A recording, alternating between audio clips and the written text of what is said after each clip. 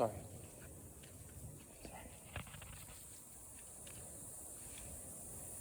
Sorry, buddy. Sorry.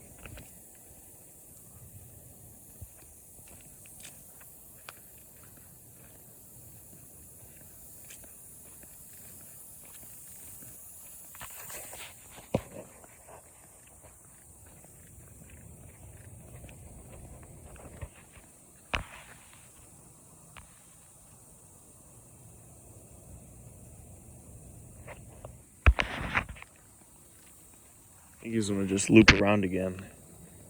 He's done it twice. And the first time he was on this big long road, which he was over there by that dead cat. That's when I first saw him. Which is confusing because this is past where I think his house might be. So that makes me think it might not be his house, because why was he going down this road? Because his house is right there, I think, right? So then I chased him down that road, then he took a left, then he took another left, and then I lost track of him. And then like 30 minutes later, I took another walk to try to find him. And I saw him at the porch of that house. And then me and Simon tried to get him, chase him down that street. This house, we saw him at this house and on the porch. Then he went down the street, took a left right here, chased him all the way down. He disappeared because he's freaking fast. And then he turned up back again right at that house. So I think that's his house. But why would that be his house if the first time I saw him, he was walking way over there? So, and why would they keep him off the leash? Like just roaming around. And then I had a memory that might have happened. That like maybe a few years ago, I think I might have had that same experience with a similar dog. Or maybe that same exact dog at some area around here. Maybe it's that house. Maybe it was the house. But I ran into it must have been like 3 dogs roaming the street. And I chained him up because I was trying to get the dog. But it must have been 3 dogs roaming the street, like around this area.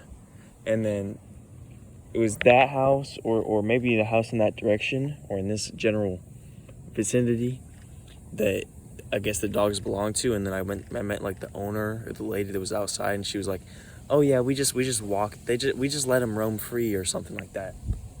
So he came back to that house twice by now out of the 3 times I've seen him. The first time I seen him, he was walking that direction.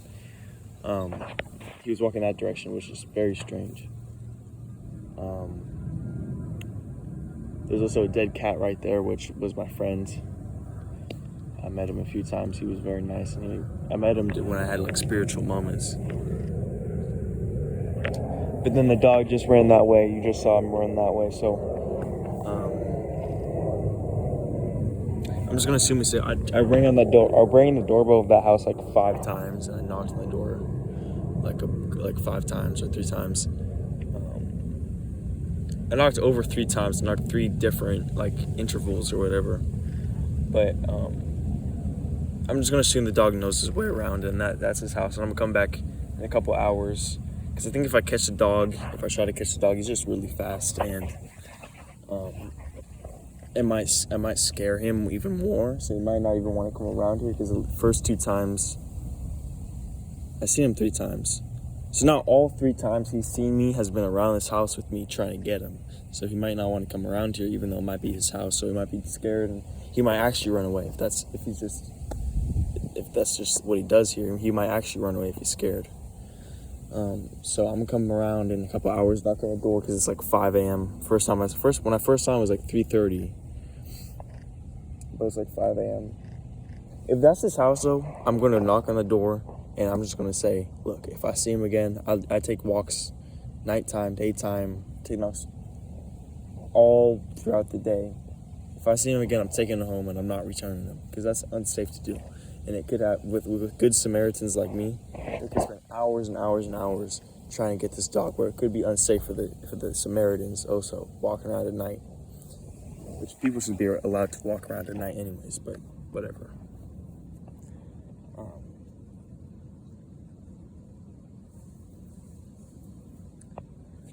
Yeah, I'm gonna say to them, look, if I see the dog again, he's going to my house and he's staying there. It's also against, I am fairly sure it's against HOA rules. I don't really care about HOA. Like, I'm not, but it's like, that's a good rule to have. You should not have your dog roaming around the streets, okay? That's not cool. You could have easily been hit by a car, like that freaking cat right there who could have got hit by a car, who did get hit by a car probably, actually. He's dead now. That's just not a good thing to do, guys. I get it. If you own a farm, if you own like a farm way out in the middle of nowhere, maybe fine, maybe. You can let them roam free, even though I don't suggest that either. But like, not in a busy suburbs or busy area where there's multiple cars flying around, busy street right over there. This street is one turn away from a busy street, and then even one more turn away from a super busy street. It's just unsafe. It's unsafe, and I don't like it.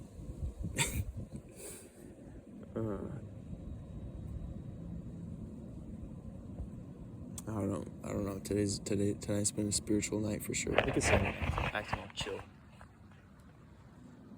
He's actually not chill, but he's acting proper. Not chill, but proper. Are you proper? You're so fancy. Fancy dog. What are you doing? So me and Simon chased this freaking dog down the freaking long street. Like, if you take a turn over there, we chased him down that street. And Simon was really fast. I was like he almost made me fly because he was running so fast. But we still couldn't catch the dog. I think Simon sees him again.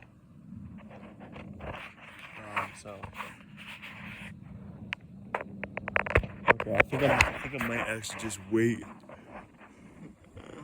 until I can see if the dog returns. If the dog returns to this house again, because I have a view of it, of course. So if the dog returns to that house again, I'm just gonna really assume that it's, that's its home. And just because I have that memory of it, of like three years ago, or even more maybe a little less, but of dogs, multiple little dogs, I think. It was like little to medium dogs roaming around this sort of area, I think. And then I turned like on a street. Maybe I walked a house or two, and then I saw like the garage was open maybe. I saw like a couple people maybe, and they said that it was their dogs and that they just let them roam, which is, as I said, ignorant. Anyways, I'm just with Simon. We're just gonna chill out.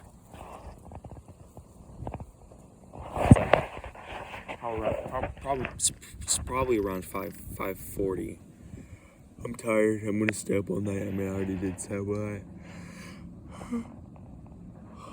But I mean, yeah. Don't do this. Don't leave your dogs out, man. This happens way more often than I want it to. I've had this experience happen multiple times.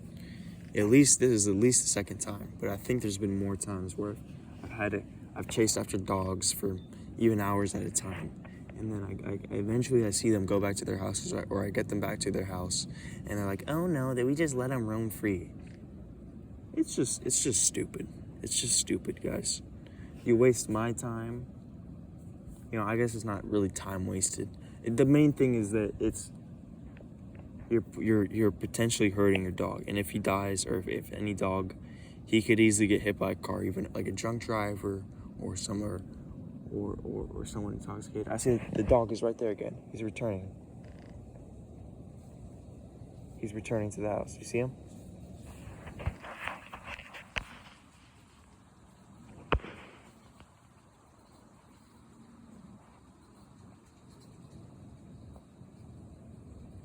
Yeah, okay, he just ran down that street, so I'm fairly sure his house is either that house or in that area, which is that makes me more mellowed out. I kind of lost my train of thought, but I saw the dog, so I'm fairly sure he's fine. So I'm gonna go back in a couple hours.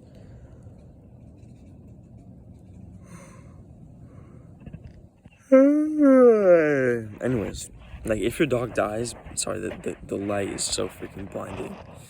If your dog dies by getting hit by a car by a drunk driver or someone on drugs or a weed driver or someone like that,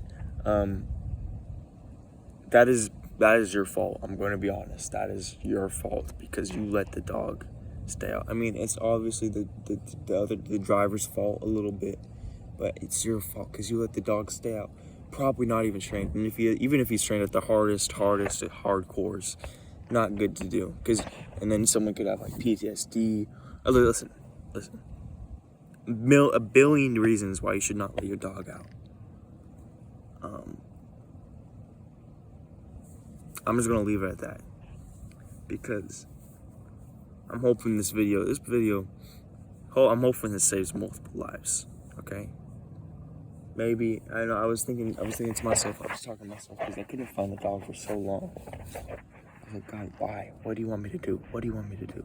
I'll do anything. Just please let this dog. And I prayed and I talked to God, and I could not hear him. I couldn't hear God back. I couldn't hear him because I want to be a spiritual person, but I don't know if I am, and I don't know if I'm connected to that stuff and everything. I don't know if I don't hear God's voice, whatever God's voice is, but I prayed and the first time I saw him was I was just taking a walk with no shirt and no shoes at like 3:30 a.m. I saw the dead cat and I saw the dog, and after that I walked for like 30 minutes or something, or 20 minutes maybe, trying to find the dog. Couldn't find it anywhere. So I just prayed and I prayed and I prayed. I let my arms out. And I was like, God, what do you want me to do? What? I'll do anything. Oh yeah, I did say I'd do 100 push-ups. So I'm gonna do 100 push-ups today. Which is pretty easy. You know, you 10 at a time. You do 10 push-ups 10 times. You can do it sporadic. You can do it every 3 hours. You know, if you can crank out like 25 push-ups, then you do only 10 push-ups. That's only half of what you would do. That's easy, you know? You could probably not even waste, your breath probably wouldn't even change that much by doing 10 push-ups. And if you do that, I feel like someone just started listening to me, like outside. But if you do that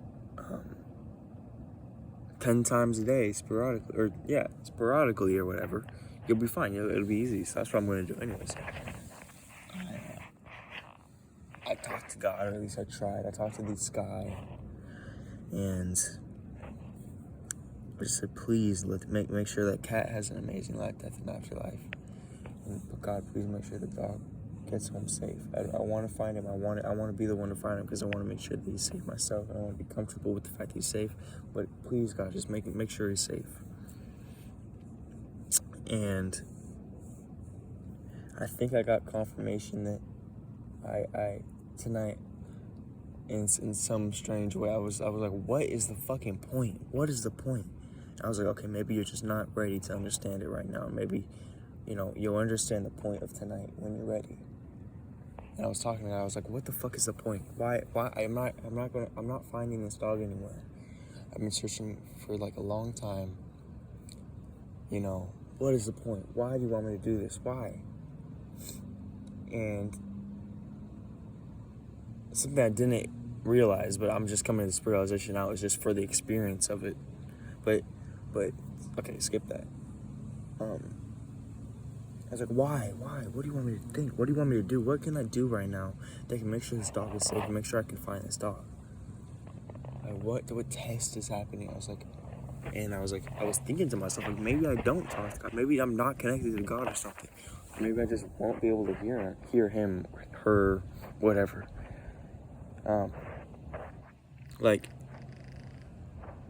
And I was really like second guessing myself. The dog is right there again. It's the second time the dog is right there. Or is it like the third time? It just keeps running around. Now it's at that house. Wait, did it just disappear into the bush? Or am I tripping?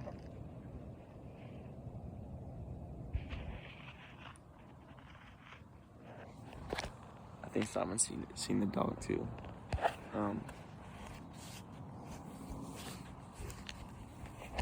And I was just wondering, like, well, God, what do you want me to do? What do you want me to do? And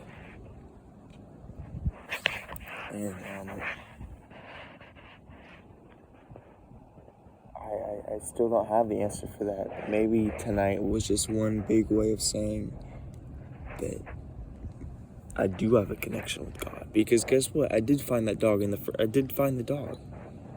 I found the dog, and I think I confirmed that it's safe. And when it come around in a couple hours, because I live like right there, you go down this, it's the next left on this street. This is not a turn. This kind of looks like a turn, but it's just grass. A little bit down, and then you turn left. I live very close. On the other side of this house. I live on the houses on the other side of these houses right here. But maybe it was a way of saying, like, you do have a connection with God. I don't know.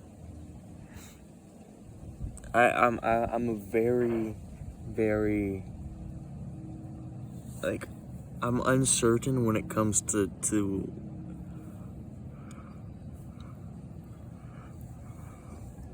like, I'm always second guessing stuff like when I go through tonight. Like, should I go down this road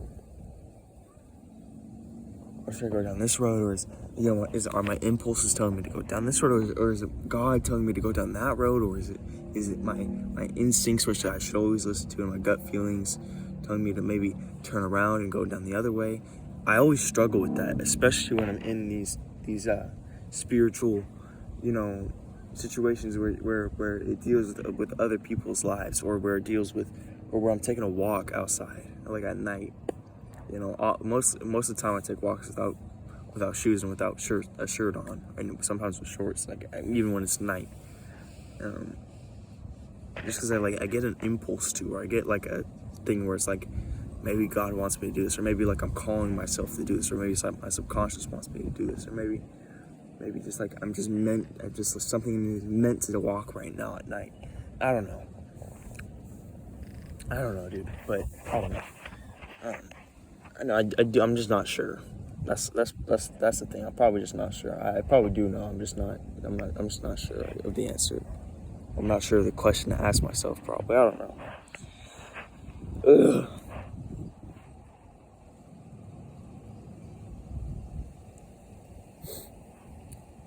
I want to make sure that dog is okay. I don't know.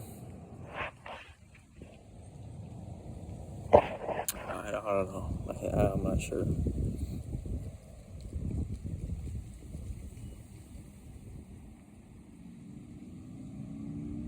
I'm just looking at the flashlight on my phone right now.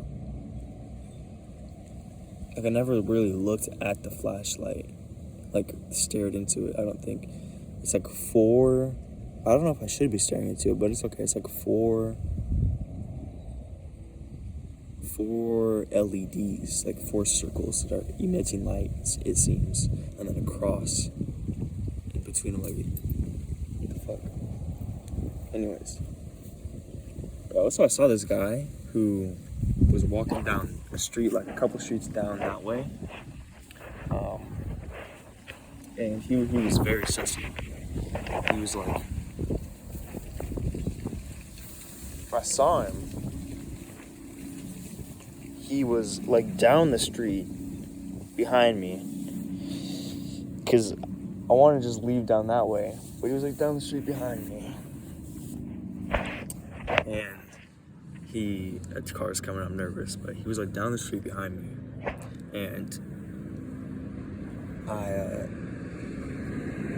I saw him behind me. I thought it was like a kid with a backpack on, but he was actually not. He was older, and he just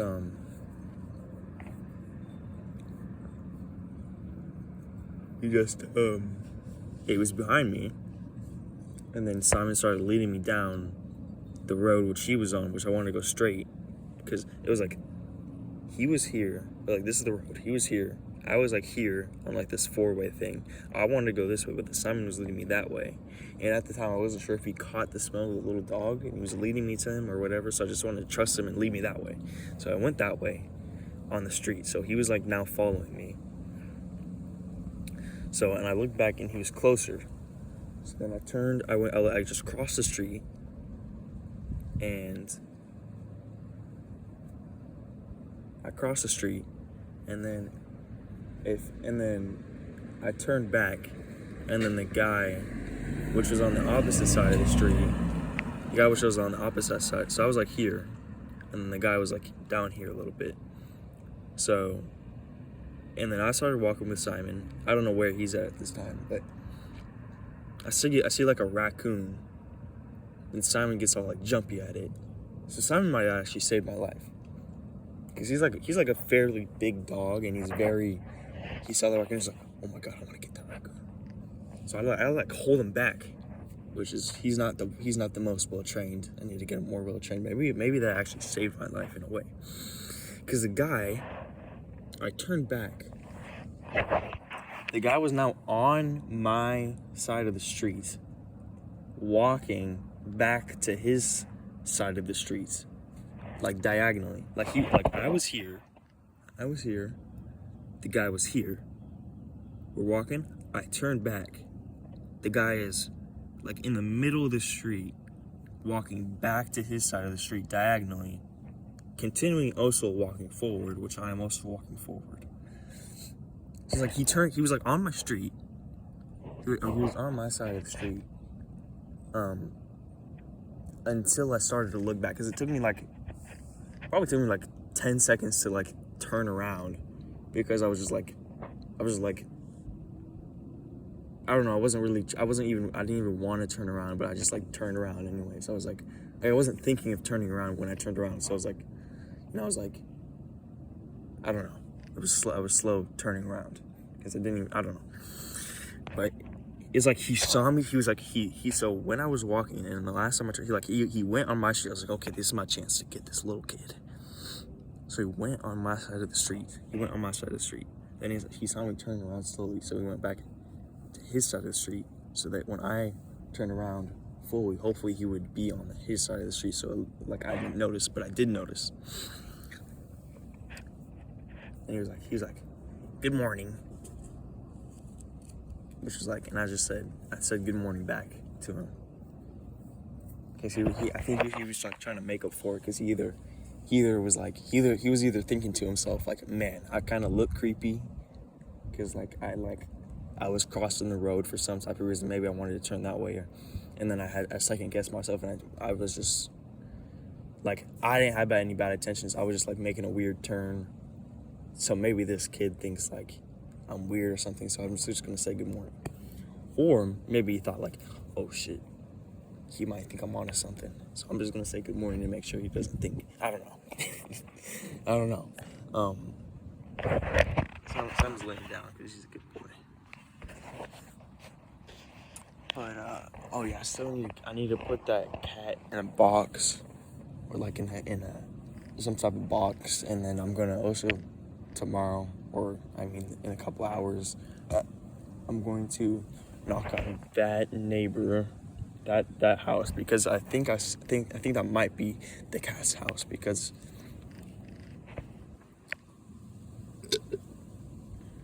I think that might be the cat.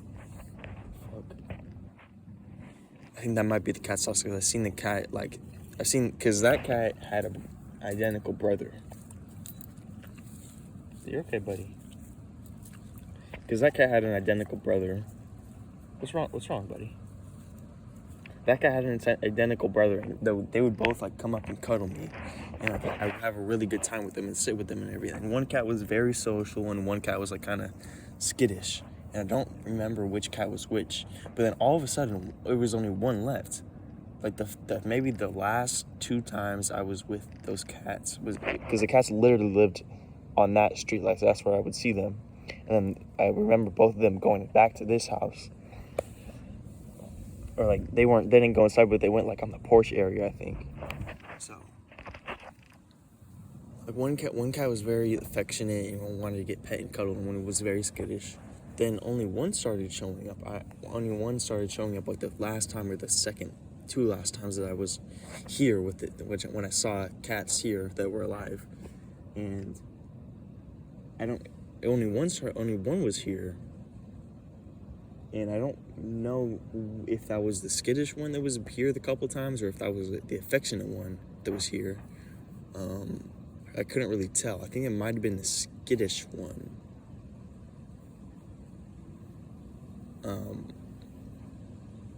But then I'm not sure if that cat is the one that was last here that I last saw, or if that cat is the one that disappeared originally. Because if they just died, if both of them just died in this quick of a succession, like within like a month, that's not good at all, because I want at least one of them to live long, right? Unless it's like, it might be like how old people, like, you know, how some old couples die very recently to each other, but it might be like that. I'm cold. Anyways, so hopefully one cat is alive at least. I'm gonna put that cat in either a laundry box or some type of cardboard box. I'm not sure how I'm gonna get the cat into the box, because he looks to be like fully intact, but I'm not sure because I haven't seen the bottom of him. But I think he got hit by a car or something, and that he's on the street right there. I don't know if you can see him. It's right here on the top of my finger.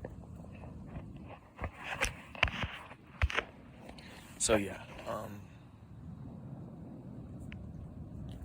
gonna get him, and I'm gonna knock on the door and just say like, "Hey, did you have a white cat with, you know, brown furry areas? Unfortunately, he got bit by a car or something like that, and he's dead. And I got him in a box or something. I don't know. I want to say something like that. I don't know how I'm gonna get him inside of the box. I know I was already kind of got disjointed, but I was talking about that. But I don't know how I'm gonna get him inside of the box. Maybe a shovel. Maybe I'll just use my hands. Probably just gonna use my hands, honestly. It's so funny when I first saw him. It seemed like he was breathing, but then he was stiff, but he's also like wasn't fully stiff, but he was like stiff. And I didn't know if he was breathing or not, but it looked like, I was like, wait, he's breathing. And then it looked like he wasn't breathing. And so, I don't know. I think he's gone now, for real, like for sure. The fuck? I think he's gone. I swear I saw his body, like what's it called, decompressing and compressing, but I don't think it was. I think it was just or something. Maybe it was something spiritual, or like maybe it was like the cat's spirit or something, but I think it was gone. I think it's, you know, its physical form was gone, or maybe its soul was somewhere else. I don't know. We are going to go back home, Simon. We're going to go back home. Okay, buddy? Is that okay? You're a good boy.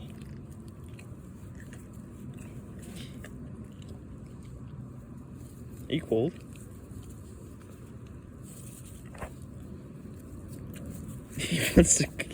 He wants to cuddle. He's a good boy. Okay. We're going back home. Oh no. I didn't get that doll. Okay. Back up. Back up, buddy. Okay.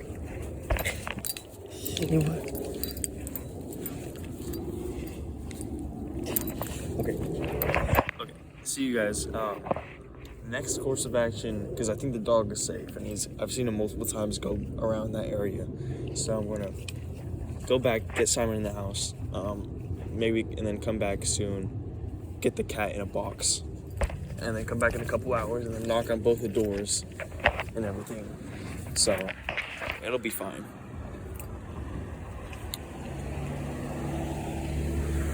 Oh yeah, I think that's the plan. Okay. Who's a good boy? Oh!